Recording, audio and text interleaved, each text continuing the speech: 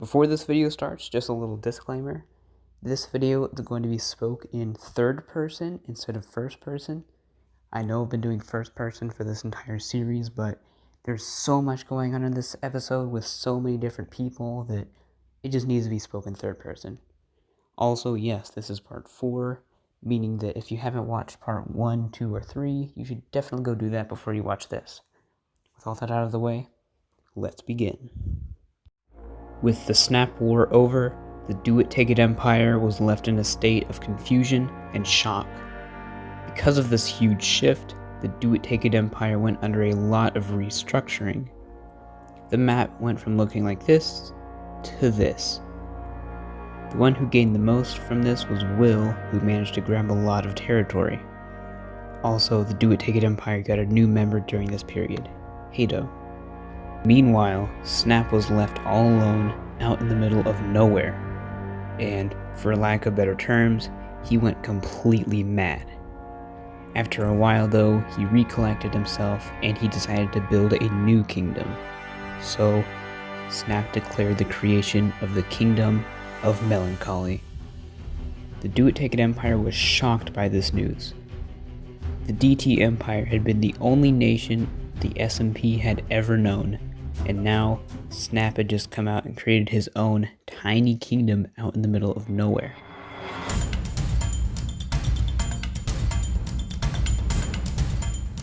The two nations didn't like each other very much.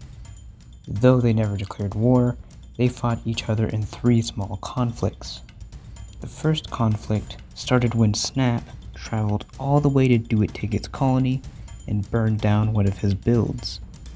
When he saw what happened, Do-It-Take-It sent this video to Snap. Alright, listen here, Snap. Listen here. I am sick and tired of you. You know, I thought you were pretty cool. When you lived in an empire where everyone hated you, I was the one person that actually defended you. I was the one person who didn't sign the pact and go there and attack you. I merely was there spectating. I was going to invite you back with open arms. You're the one who left. You're the one who thought I was your enemy, when in reality, I was going to defend you if they tried to attack you again. Then I see this. I'm not dumb, Snap. I can put 2 and 2 together and figure out you did this.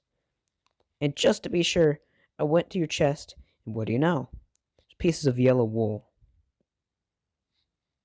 Frankly, I'm tired of you, Snap. If you want to play this game, then go ahead. I'm going to destroy your pathetic melon empire, right? Alright. I'm gonna do a little bit of griefing. I'm gonna show mercy. I'm not gonna go all out. I'm just gonna do some damage, teach you a lesson. If you strike back against me, you wanna play this stupid game, I'm gonna declare war on you and your stupid melon empire, alright? I'm done. I'm done with you. I'm done with you. I was nice. I thought you were cool. But you just had to screw everything up. You're done. You're done. Even though Do-It-Take-It went to Melancholy and blew some stuff up, Snap did not retaliate. The second conflict happened when Snap started randomly insulting Emperor Do-It-Take-It. This eventually resulted in a battle between the two, which was pretty one-sided. The third and final conflict happened when Snap started to build a nether highway from Melancholy to the Do-It-Take-It Empire. Do It Take It and Supreme Duck believed that Snap was up to no good, so they started destroying the highway. Sometime later, they decided that Snap was probably just building an easy transportation route rather than plotting anything bad, and so the Nether Highway was completed, and both sides reluctantly extended an olive branch of peace. Do you remember RLB? The guy who owns a very isolated colony and who doesn't interact with anyone? Well, this whole time, RLB had just been laying back and becoming more and more powerful. And so, for the first time, he stepped out and started to interact with everyone else in the Do It Take It Empire. RLB had grown very powerful at this point, and he almost instantly became one of the most important people in the Empire.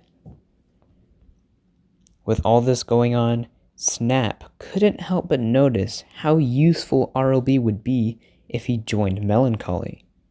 Snap needed powerful people for his kingdom, and RLB looked like the perfect fit. So, Snap and RLB started to secretly talk behind everyone's backs. It was a normal day in the Do It Take It Empire, with peace, prosperity, and not that much to do. So, Do It Take It and Duck decided to pull a little prank on Snap by covering his house with water.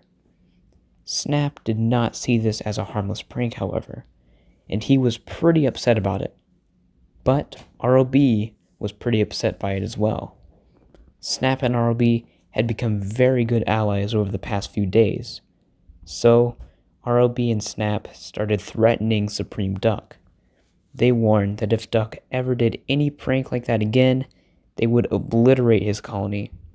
Everyone was stunned by this news, and Do It Take It knew that they had to be very cautious from now on. The next day, Do It Take It woke up to an unpleasant surprise. RLB and Snap had entered Do It Take It's colony, fully armored and fully weaponized. Not only that, but they had placed TNT underneath Do It Take It's house. They threatened to ignite the TNT if Do It Take It did not comply with their demands. Their first demand was that Lamelon be given back to Snap. Their second demand was for RLB to be given permission to leave and join Melancholy. Before they could list their third demand, Do It Take It interrupted. He desperately tried to convince RLB that Snap was using him for his power and he was being manipulated. Do It Take It had no idea if this was true or not. He just knew that the only way to win in this situation was to have Snap and RLB turn on each other. Fortunately for the Do It Take It Empire, his plan was a success. Snap was now painted as a liar and a manipulator, and RLB felt betrayed. Even though his trust in Snap had been shaken, he still felt some loyalty to him. And so, the confrontation was over. Both sides parted ways, and RLB was allowed to join Melancholy. This confrontation was neither a victory nor a defeat, but it would still change the course of history.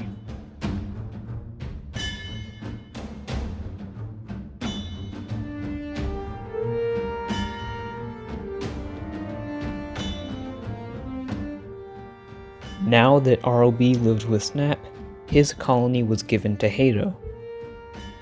RLB went on to lead Melancholy to greatness. With Melancholy in its own little golden age, how's the Do It Take It Empire doing?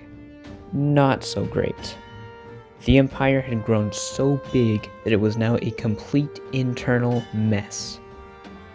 There was a lot of debate going on in the DT Empire about whether cheats should be used more or less. Will, in particular, was a big advocate of allowing cheats to still be used. This wasn't surprising, considering that he was now secretly using creative mode on a regular basis. His use of cheats was spiraling out of control. Also, there was this thing in the Do It Take It Empire called the Senate.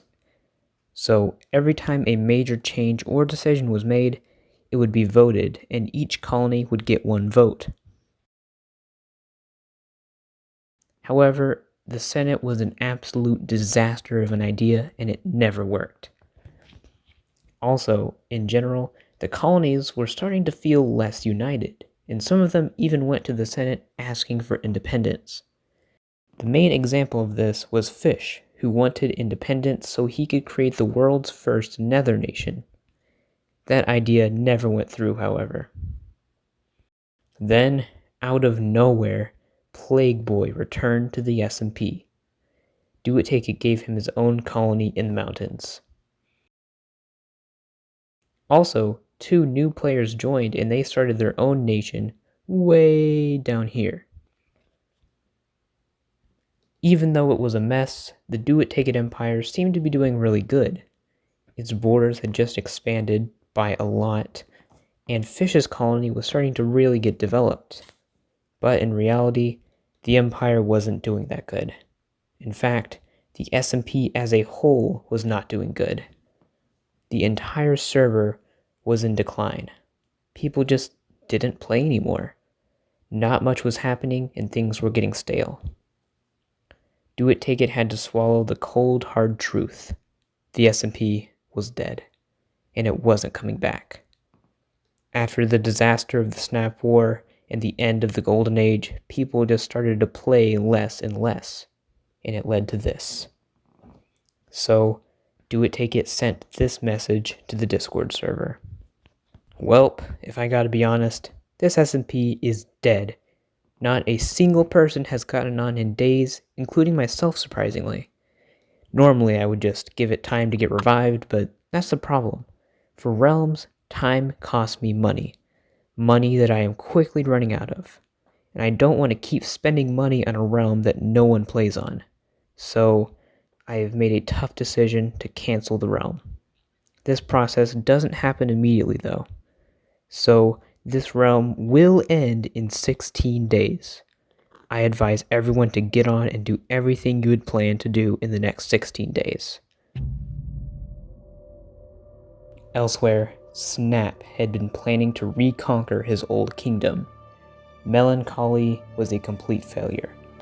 Sure, RLB had led it to greatness for a short period of time, but he didn't play anymore. And Melancholy was just a failed kingdom. So, Snap was planning on reconquering Lamellan, and he was finally ready to launch the attack. But then, he received a message on Discord. The SMP was dead, and it was shutting down very soon. There was no taking back Lamellan now. The only option was to destroy it. If Snap wasn't going to have Lamellan, no one would.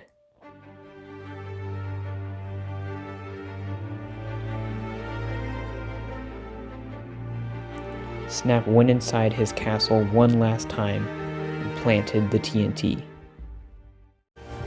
My Lamellan. My unfinished symphony. If I can't have it, no one can have it.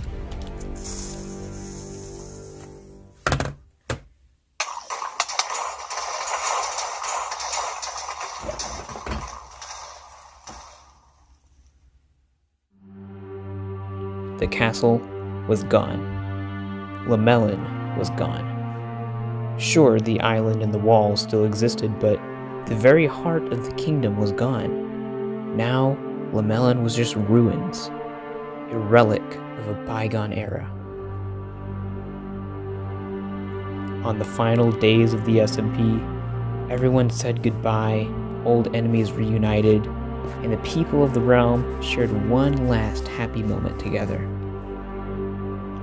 Then, on January 29th, 2021, the Do It Take It SMP ended. Luckily, the world files were safe, but the realm was gone. The Do It Take It SMP was once a thriving realm, but now it is nothing but a dead world.